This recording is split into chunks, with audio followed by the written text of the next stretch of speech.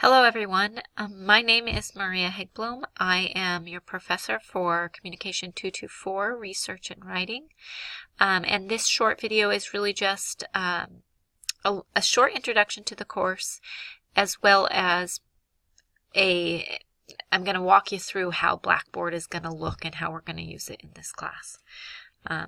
So please make sure you watch this video because it should answer any of those logistic questions that you might have. You can learn a little bit more about me under the Introductions discussion board this week. I'll post a little video there as well. So here you have, this is our homepage for the course. So when you log into the Blackboard site, it will look like this. There's not a lot of tabs. I'm trying to make it as simple as possible. You'll see course information here, which will just give you an overview of what information that you need to know. In particular, I would pay attention to the syllabus and schedule. I'm going to talk a little bit about the material that is included there, but you are expected to know what's there. And it gives you some elaboration on the different assignments that you'll have throughout the course. So I strongly encourage you to download this and read it. Some information about contacting me. I have an office in the Communication Studies Department, which is on the second floor of the Maxwell Library. If you are a student who takes face-to-face classes, please don't be shy about just stopping in and asking a question if you have one. Just because this is a online course doesn't mean that we can't meet face-to-face, and sometimes that's the best way to get a question asked. In addition, of course, you can email me. My email is right there. Just a quick note about email. I'm not someone who will email back right away unless you happen to catch me when I'm on email. I try to check email several times a day and I will respond at that time, but don't expect like a 5-minute response turnaround time on email. Do expect me to get back to you within 24 hours. You can also give me a call. I've taught this class quite a few times online, and I feel like a lot of times if people reach out face to face or they talk on the phone, it can be easier. So don't discount those means of getting in touch with me. You can read a little bit about the course objectives, outcomes, how you'll be graded. And this, of course, is the required text for the course. I choose this text in part because it is a book that will serve you in other classes as well. So I know there's the pull to sell it back right away, but this book is, I think, a really useful resource for any research and writing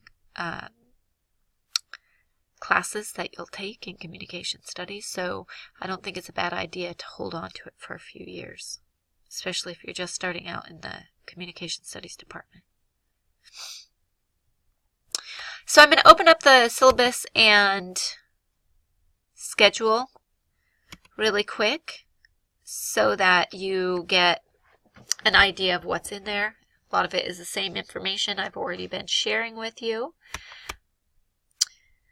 So, of course, you can see the course description, objectives, my contact info. But what I really want to draw your attention to, please read course policies. They'll give you some information on late work or extra credit, things like that. But I really like to show you this. Under course assignments and assessments, of course, you see the breakdown for the course, but then you'll see some larger descriptions about the expectations. So we'll have material quizzes on a fairly regular basis. These will be quizzes that cover the material, things like the PowerPoints and the chapters and the videos that I'll share with you on Blackboard. We'll be doing group discussions almost every week. They're structured maybe slightly different than group discussions you've done in other classes. Every week there will be 4 students identified as discussion leaders.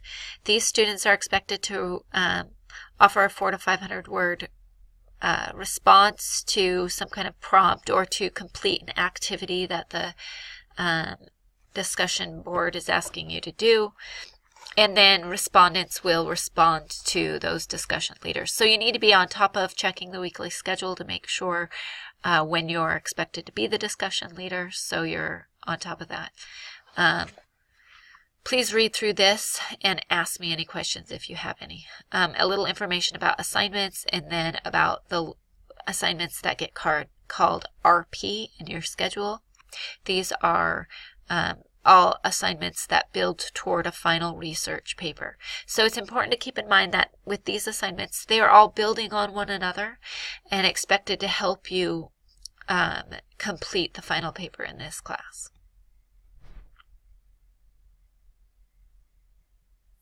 So then we get to the course schedule.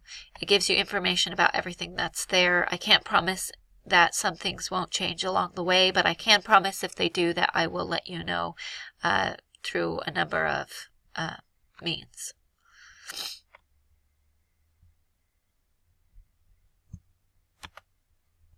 So back to our Blackboard course. So this course information, a lot of important info there. Please take the time to look it over.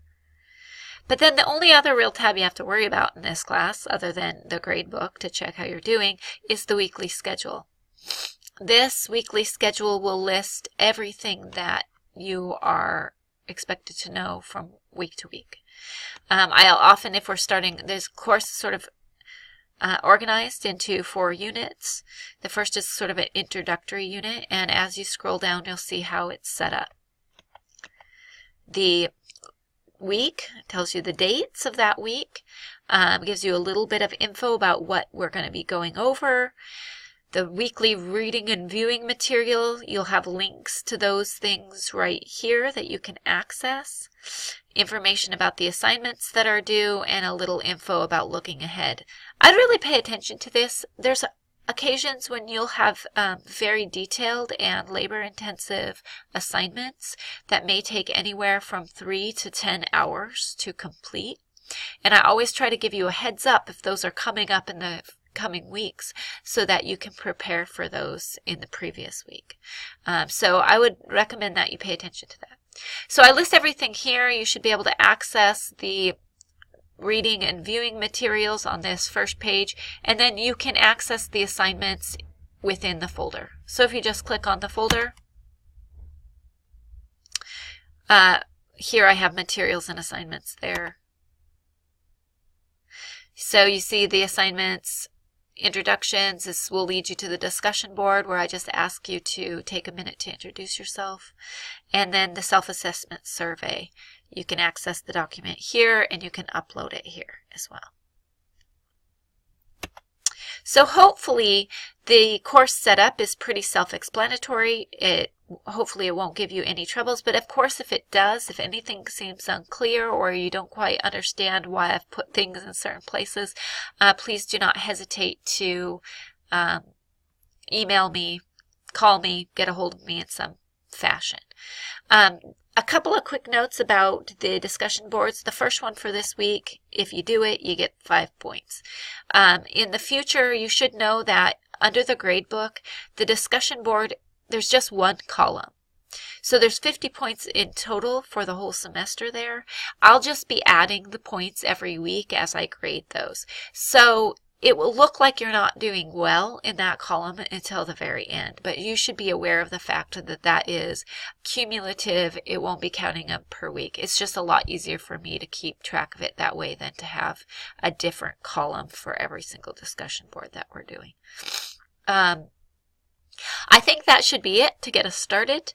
I'm looking forward to working with you this semester, and please don't hesitate to contact me with any questions.